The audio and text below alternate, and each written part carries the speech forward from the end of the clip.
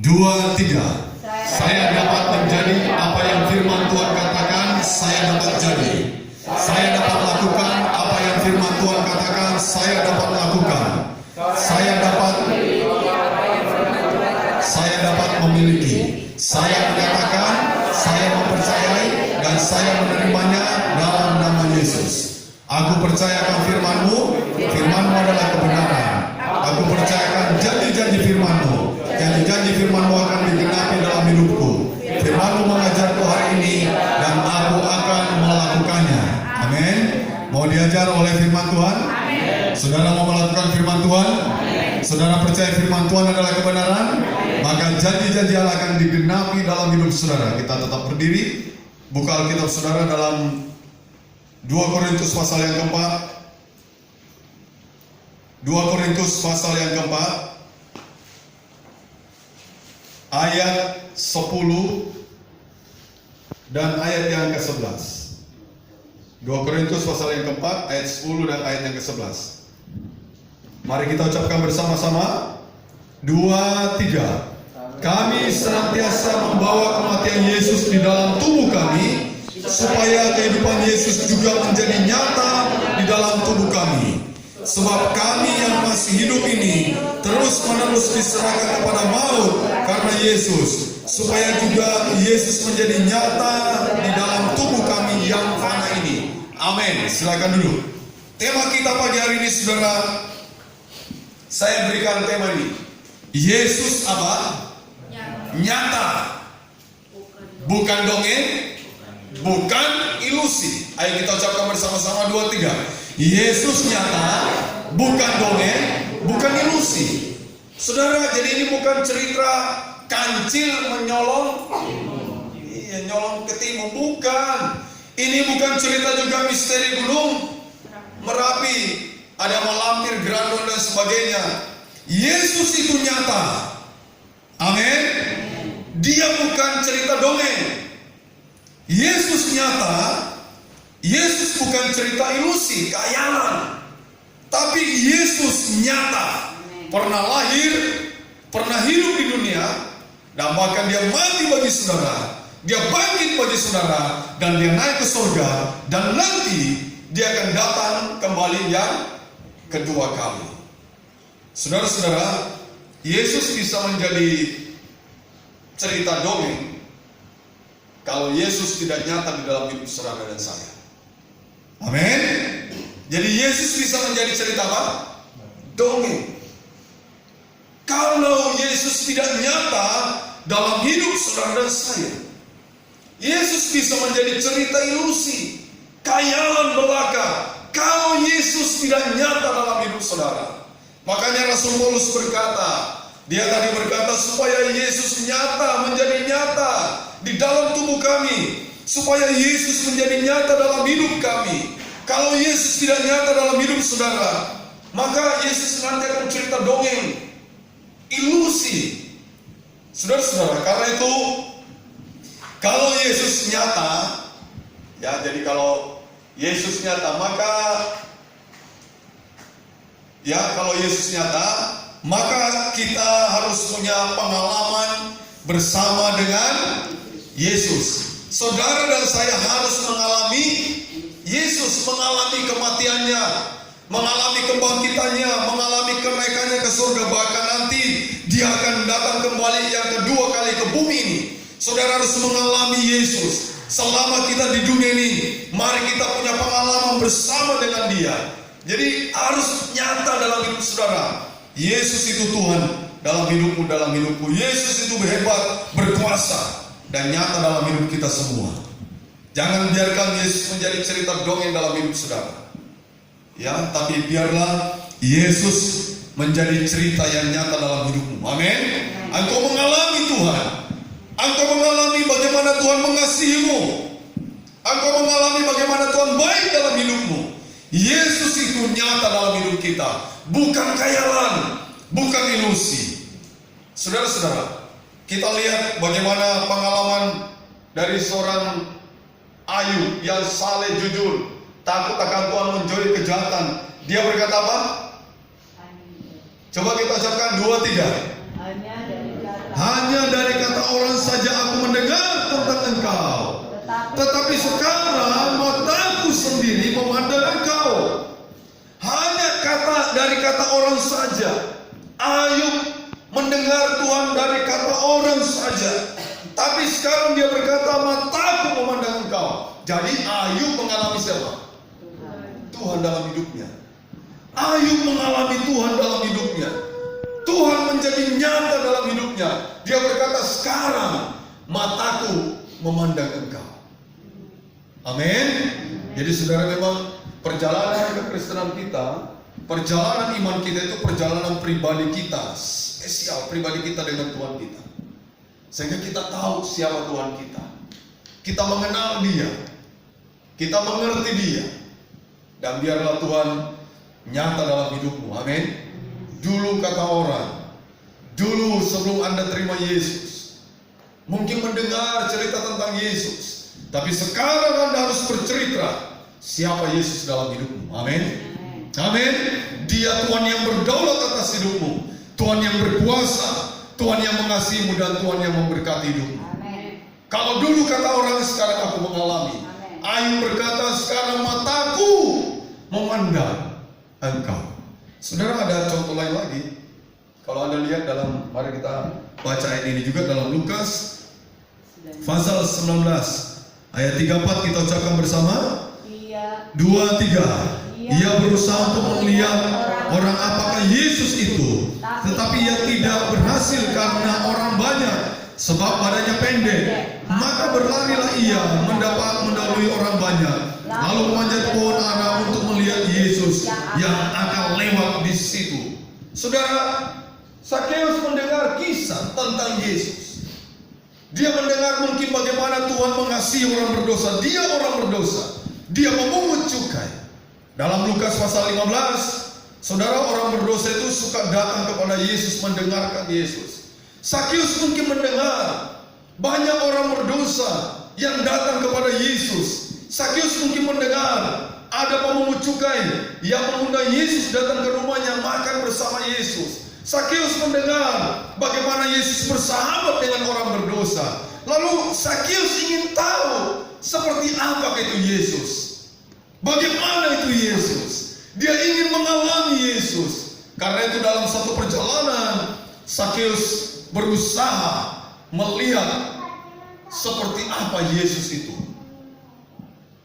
Tapi karena badannya pendek, maka saudara, Sakeus tidak kehabisan akal. Dia tahu orang begitu banyak berbondong-bondong mengikut Yesus.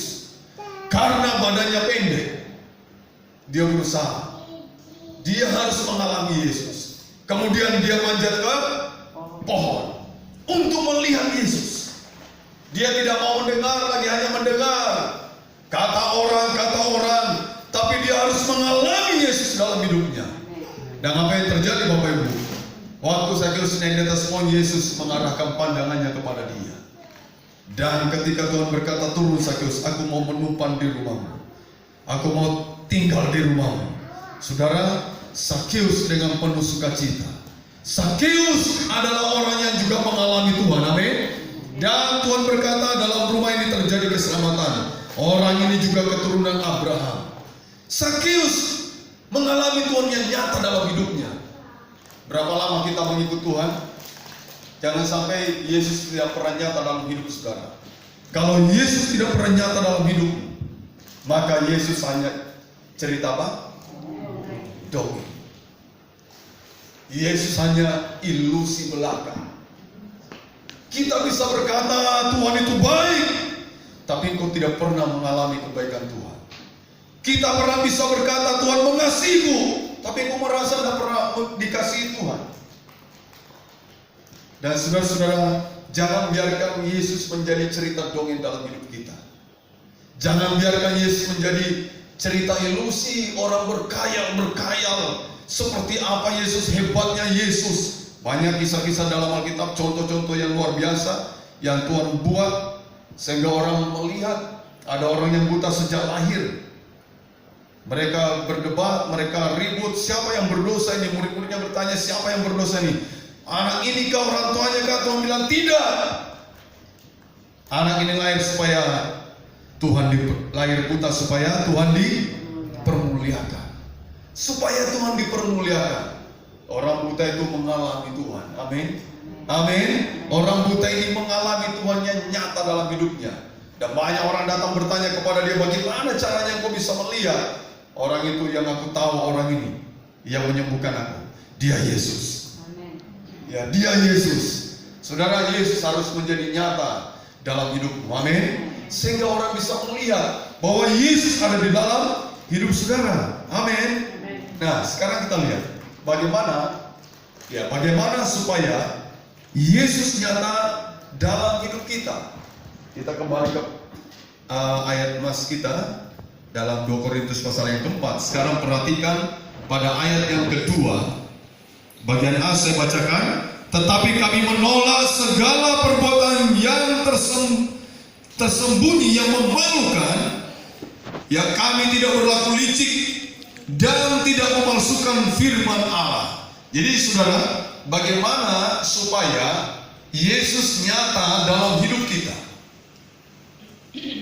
Biar Yesus tidak menjadi cerita dongeng dalam hidupmu. Amin. Yesus tidak menjadi cerita ilusi dalam hidupmu, tapi Yesus menjadi kisah nyata dalam hidupmu. Bagaimana supaya Yesus nyata di dalam hidup kita? 2 Korintus 4 ayat 2 tadi berkata, apa Bapak Ibu? Ia menolak segala perbuatan tersembunyi yang memalukan. Kemudian apa lagi? Tidak berlaku licik. Apalagi? Tidak memalsukan firman Allah. Hal yang negatif jangan kita lakukan. Amin. Amin. Jadi hal-hal yang negatif jangan saudara lakukan. Apa itu? Kita harus menolak perbuatan tersembunyi yang memalukan. Ini pasti dosa. Benar enggak? Perbuatan tersembunyi ada yang baik. Ketika Anda menjadi berkat bagi orang lain tidak tahu, tidak apa-apa. Biar Bapakmu yang tersembunyi melihat perbuatanmu yang tersembunyi yang baik. Amin. Waktu kau mungkin berdoa untuk seseorang, tidak ada yang tahu, tapi Bapakmu yang tersembunyi tahu ketika kau berdoa untuk orang tersebut. Tapi saudara, hal yang negatif, Tuhan berkata lewat Rasul Paulus, kita harus berani menolak segala perbuatan tersembunyi yang memalukan. Nah, kalau begini, kita bisa tampilkan Yesus yang nyata dalam hidup kita. Amin. Anda diajak kompromi untuk korupsi. Anda diajak apa lagi? Kompromi untuk curang di dalam berbisnis, dalam berdagang. Anda diajak untuk berdosa. Kita tolak perbuatan yang tersembunyi yang apa? Memalukan. Belum lagi dosa-dosa yang lain, perbuatan-perbuatan yang lain. Karena itu jangan sampai kita kompromi, kemudian tidak berlaku licik. Ya, tidak berlaku licik. Orang licik itu memang banyak akalnya, saudara. Tapi untuk mengelabui orang, menipu orang, tidak berlaku licik. Dan juga tidak apa? Memalsukan firman Allah. Jadi kita harus memberitakan kebenaran firman Tuhan. Jangan saudara nambahi, jangan diapa lagi? Dikurangi. Yesus itu bukan salah satu juru selamat. Anda harus berkata Yesus itu satu-satunya juru selamat. Amin. Jangan ditambahi Yesus salah satu. Enggak, Yesus satu-satunya juru selamat bagi orang yang percaya, dan orang yang percaya kepada Tuhan akan mengalami Yesus yang nyata itu. Banyak kesaksian yang kita dengar di media sosial. Kita bisa sekarang mendengarkan orang berani bercerita bagaimana mereka dilawat Tuhan, bagaimana mereka berjumpa dengan Tuhan sehingga mereka percaya kepada Yesus yang dan menjadi pengikut Yesus. Saudara-saudara, karena itu kalau engkau ini membuat Yesus nyata dalam hidupmu, bukan cerita dongeng, bukan cerita ilusi, maka saudara harus melakukan hal-hal seperti ini. Tidak melakukan hal-hal yang negatif diantaranya. Apa tadi? Menolak segala perbuatan tersembunyi yang memalukan, tidak berlaku licik, dan tidak memalsukan firman Allah. Yang suka palsukan firman Allah, saudara tahu siapa?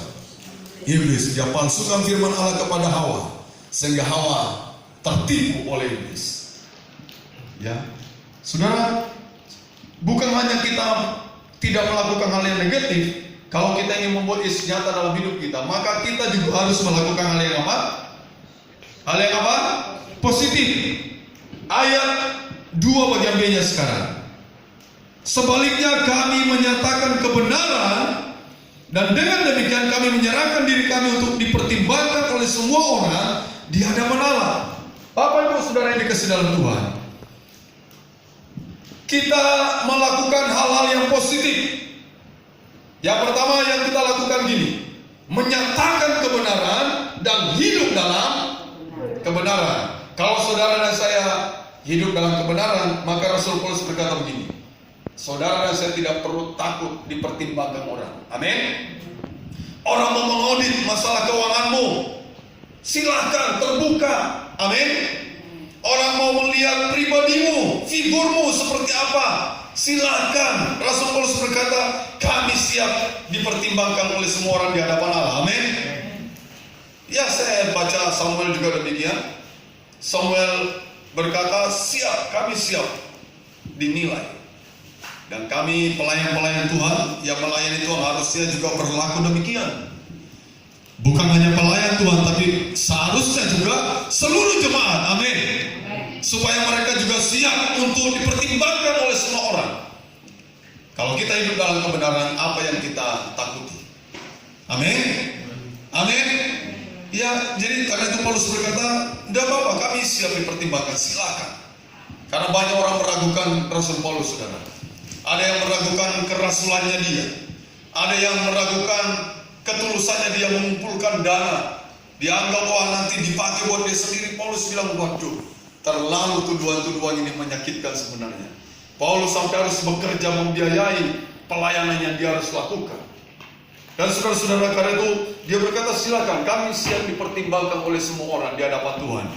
Harusnya kita berkata juga demikian. Amin. Kalau Anda dan saya hidup dalam kebenaran, maka kita juga berkata, kami siap dipertimbangkan oleh semua orang di hadapan Allah.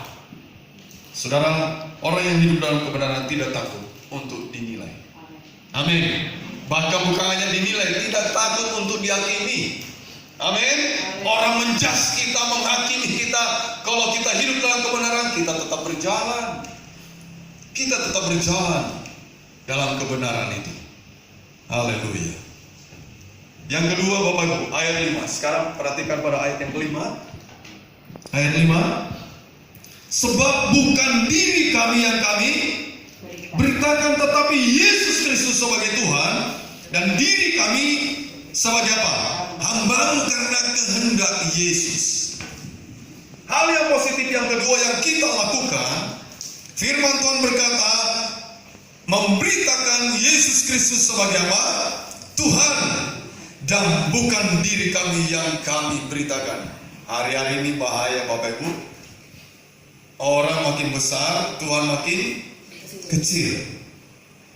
Orang makin nampak, Tuhan makin tidak nampak. Makanya Yohanes Pembaptis, ketika murid-muridnya datang mengunjungi dia di penjara, mereka berkata, pengikutmu sekarang mengikut Yesus. Apa kata Yohanes Pembaptis? Biarlah dia makin bertambah-tambah dan aku makin berkurang-kurang. Dia makin besar, aku makin kecil. Tapi sekarang saudara, banyak orang pasang dirinya lebih besar dari Yesus. Lalu dia cerita tentang dirinya. Kapan cerita tentang Yesus sebagai Tuhan? Kalau hanya bicara tentang dirinya, maka nanti Yesus menjadi cerita dongeng dalam hidupnya. Yesus menjadi ilusi dalam hidupnya. Karena itu Rasul Paulus berkata, yang kami beritakan itu bukan diri kami.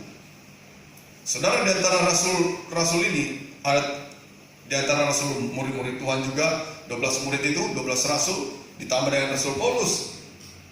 Di antaranya ke-13 ini paling hebat, saya kira Rasul Paulus. Tapi dia tidak merasa hebat, saudara. Dan dia tahu yang hebat itu adalah Tuhan. Dia sepertinya belum menangkap apa-apa. Dia berkata, aku terus berlari. Aku terus berlari, sepertinya belum dapat apa-apa dia. Dan dia berkata, kalau aku harus hidup di dunia ini, maka aku harus bekerja untuk dia. Amin. Menghasilkan buah bagi kemuliaan dia. Jadi Paulus berkata, bukan diri kami yang kami beritakan. Sekarang saudara, medsos menjadi panggung untuk mempublikasikan diri masing-masing. Ya, mengcounter sana sini. Ada berita ABC dikonter. Kapan nanti Yesus diberitakan dengan benar, dengan baik? Saudara, jadilah pengkhotbah yang murni. Jadilah pemberita firman yang murni. Jadilah orang yang berkata-kata tentang Yesus, bukan tentang hidup kita. Hidup kita itu bunga-bunganya aja lah. Kalau orang bertanya, Bapak saya lihat sekarang mengalami perubahan luar biasa, maka jawablah begini, Tuhan yang membuat saya sehingga perubahan ini terjadi. Amin. Amin. Iya, dulu Bapak suka marah, sekarang aku jadi penyabar. Tuhan yang mengubahkan hidupku, karena aku serahkan hidupku ke dalam Tuhan. Jadi ada objeknya, saudara. Ya, apalagi Bapak Ibu, dulu Bapak saya tahu Molimo. Molimo tahu itu? Molimo apa Pak? Madat, maling, mabok, madon. Nah, dan sekarang saya lihat perubahan hebat terjadi dalam hidupmu. Sekarang terjadi perubahan luar biasa.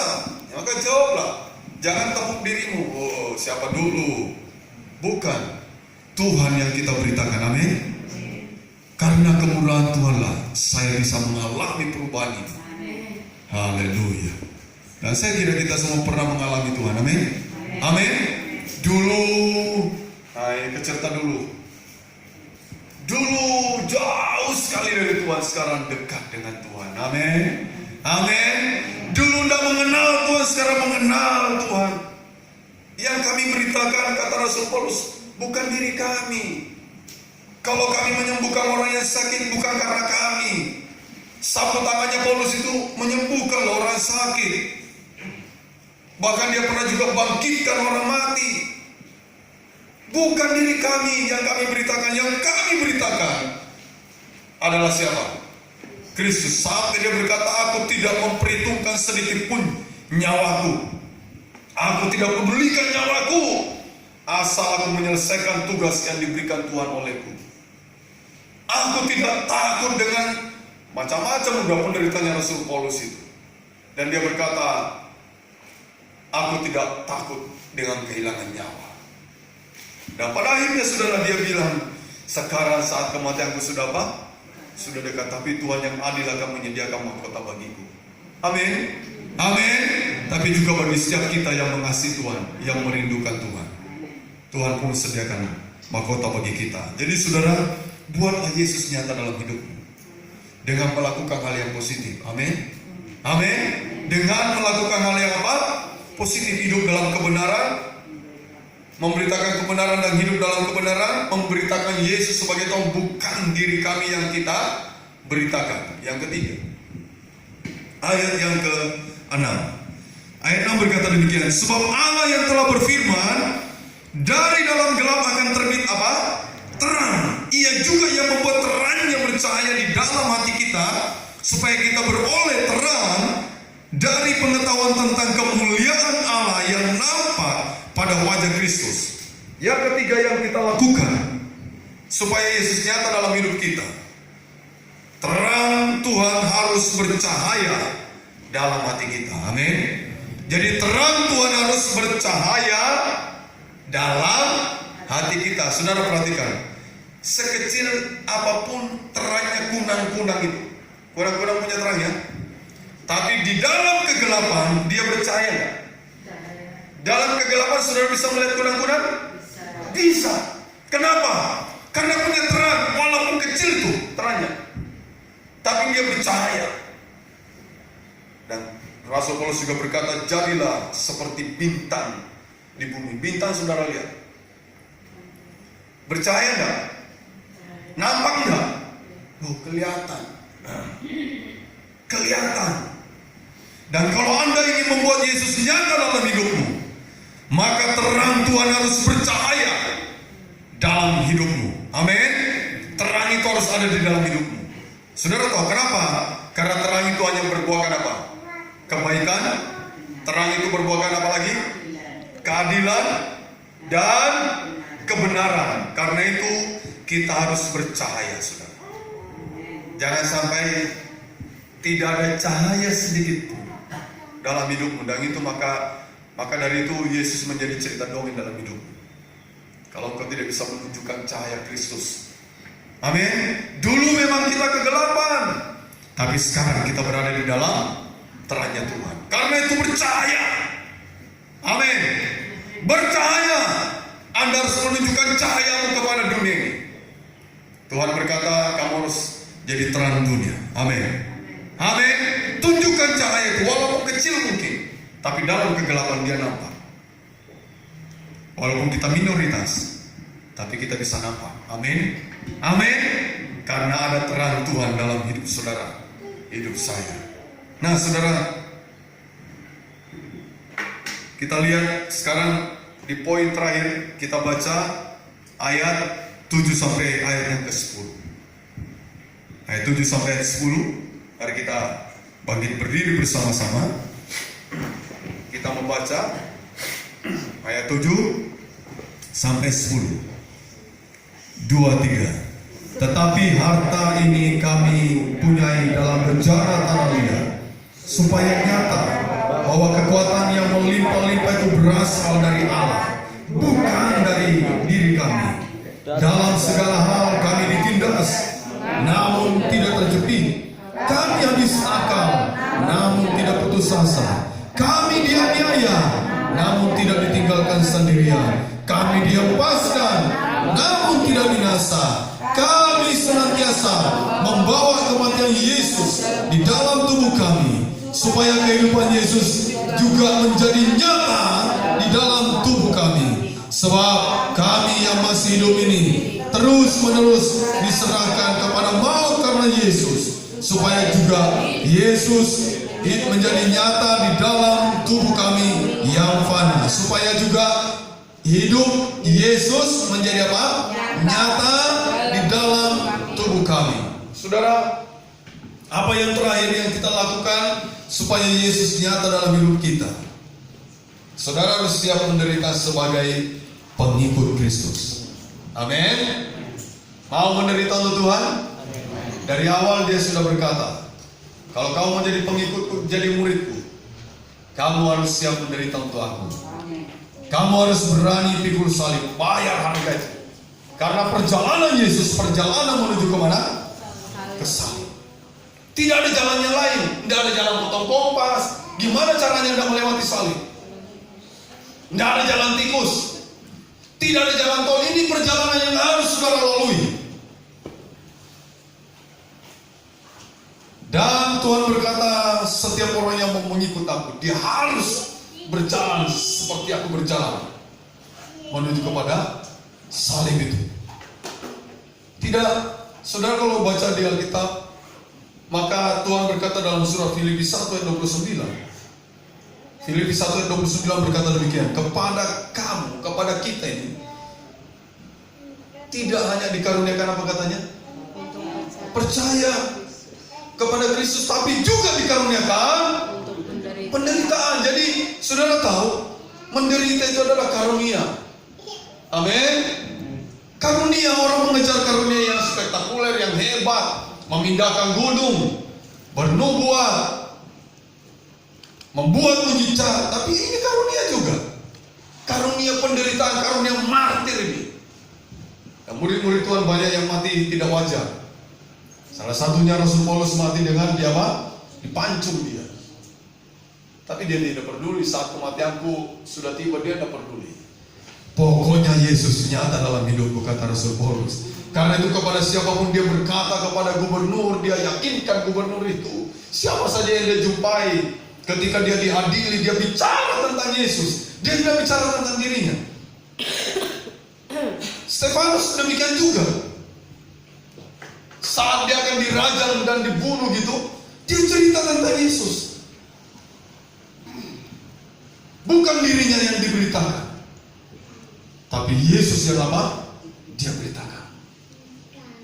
Artinya apa saudara? Dia harus siap menderita. Karena dunia membenci Yesus. Pengikut Yesus siap juga menderita untuk Dia. Amin. Amin. Amin. Bayangkan saudara kalau antikris berkuasa nanti. Antikris sudah menyatakan dirinya di bait suci, menginjak-injak bait suci itu. Maka saudara, orang yang mau selamat harus berani bayar harganya. Tapi kita percaya, kita yang mengikut Tuhan, jadi murid Tuhan yang setia kepada Tuhan, Tuhan angkat kita lebih dahulu. Amin. Gerejanya diangkat lebih dahulu. Biarlah firman Tuhan pagi hari ini kita renungkan dan kita aplikasikan dalam hidup kita. Tuhan, kami ingin supaya Tuhan nyata dalam hidup kami. Kami tidak mau Tuhan menjadi cerita dongeng dalam hidup kami. Kami tidak mau Tuhan menjadi cerita ilusi.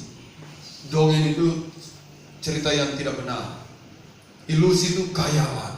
Yesus itu benar adanya. Amin. Maka dari itu saudara, Anda dan saya harus membuat nyata dalam hidupmu. Yesus harus nyata dalam hidup kita semua. Saya enggak pemain musik. Haleluya.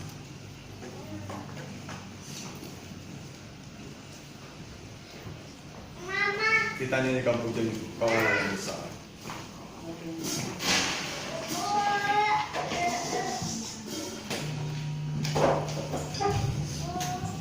Haleluya.